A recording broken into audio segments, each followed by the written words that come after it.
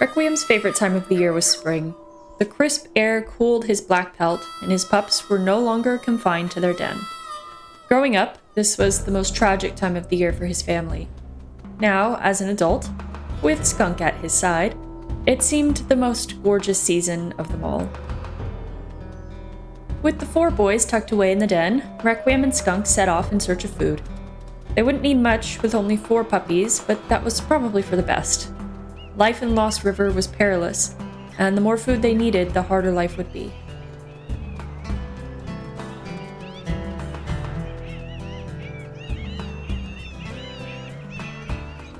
The pair of mates frolicked through the beautiful grasses and smattering of wildflowers across their territory. The scents of prey were far and few between, but they were hopeful they'd find something worth their time. Nothing could keep this duo down. Their happiness was infectious, and simply being with each other was enough to keep both Requiem and Skunk smiling.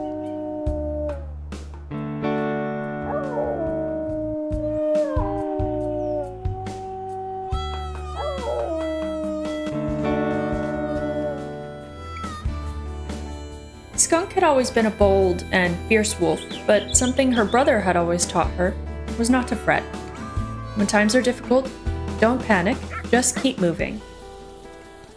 Although they were struggling to scent out any notable food, and Requiem was starting to grow anxious, Skunk soothed his fears as they ran. "Don't worry," she chided him. "The food we need will find us as long as we continue to search diligently."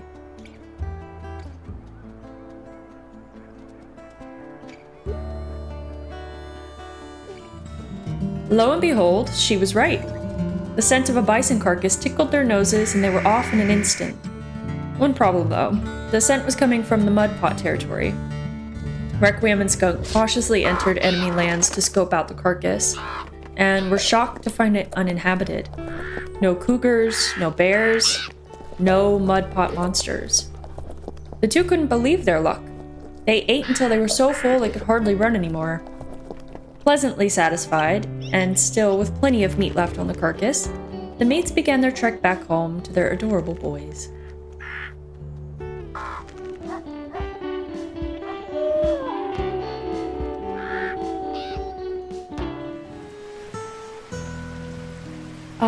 Finally home. The 2 twins, Mink and Durian, were obviously starving. The biggest and darkest pup, Soot, would always eat anything that he could. But Blue, the little gray pup, was a bit of a picky eater. He had never had regurgitated bison before. He wasn't sure what to make of it. Of course, Skunk convinced him to try it, and he loved it. Silly puppy.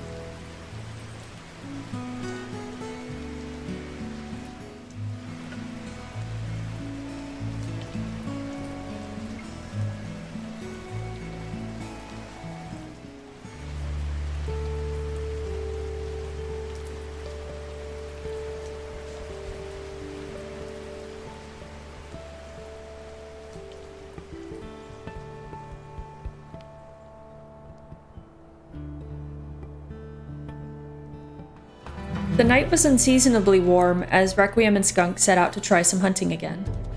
This time the scents had no trouble reaching them, and soon they were on the trail of an elk herd in the northwest.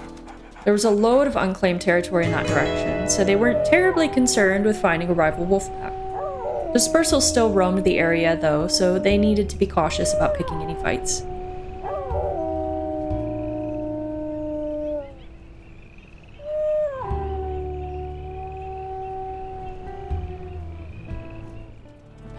The elk herd they had been tracking mulled about peacefully on the hill just below the mountain. It almost seemed wrong to disturb their peace, but it had to be done. Food for growing puppies was one of the most important things Requiem learned from his mother. Never stop hunting. The 2 did their best to spook off the herd, but the ungulates were not afraid.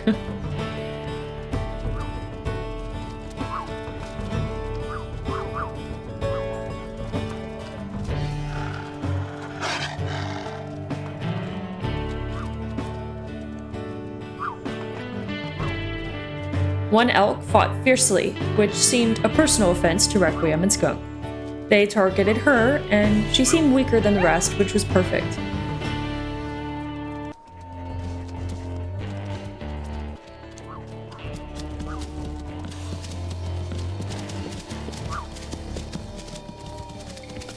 Requiem could feel the morning breeze picking up as it rippled through his coat.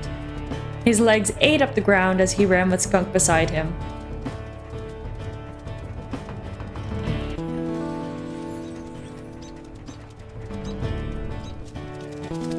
As a team, they managed to bring down the elk with ease. A few bruises here and there were worth it for the food.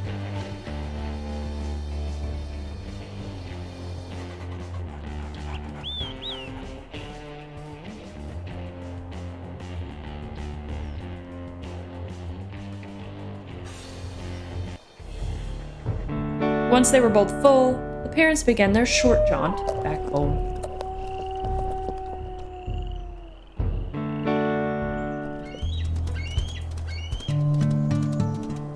Upon arrival, Requiem was greeted by none other than Soot, who again was convinced he was starving.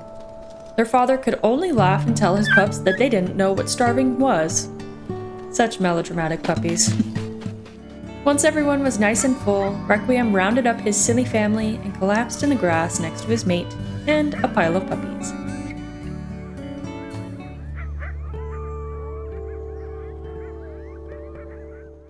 When they awoke, Requiem had a feeling that something was wrong. He commanded his boys to hide, and they obeyed rather begrudgingly. After a few howls and sniffs, he determined that it must have been all in his head, and called the boys back out. There was no reason to worry. Nothing was wrong. It was all in his head.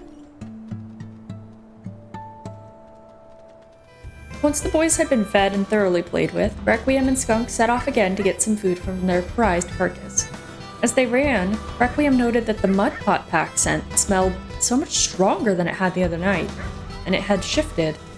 Now the scent of their enemy not only blew from the west, but also the north and the east. It would seem that Basalt and her pack had taken over the northern and eastern unclaimed territory, and effectively boxed in Requiem's pack. As they neared the carcass, the wolves were met by a cougar who had settled over their food sometime in the night. The cat made its opinions known, hissing and snarling to scare them off. Requiem, and especially Skunk, would not be deterred so easily. The sound of other wolves was a distant distraction, but one that could be dealt with once they were happily full.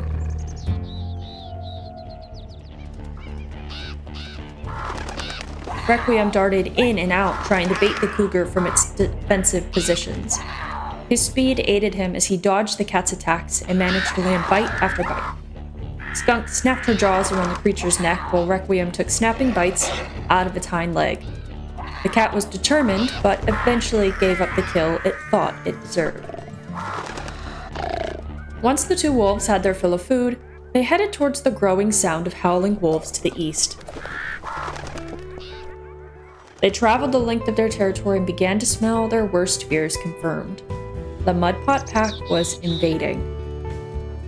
Requiem hardened his resolve and knew this could be the chance he needed to avenge his brother Token. The sight of the wolves angered him and he leapt into action, snapping onto the lead male's neck, then letting go to target one of the subordinate wolves. He and Skunk fought with all of their strength, fighting and slashing at the enemy wolves that felt confident enough to take their home. Despite their exhaustion from running and fighting that cougar, Requiem and Skunk battled bravely to push back their enemies. Although it wasn't Basalt, the female pack leader of the Mudpot pack, Requiem noted that Igneous, a subordinate female, had been heavily injured. He would prefer to end Basalt's life, as she was the wolf that killed his brother. But if he had no other option, Igneous would certainly suffice.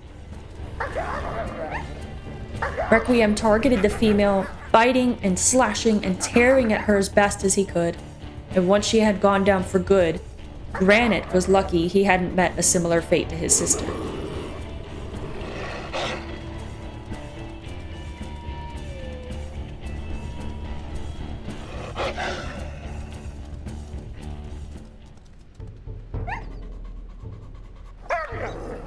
The death of a packmate sent the Mudpot pack running.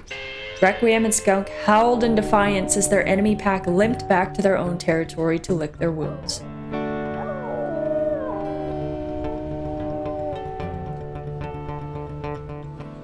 The defiance wouldn't last very long, though. Requiem had taken a few injuries, but ferocious Skunk was struggling.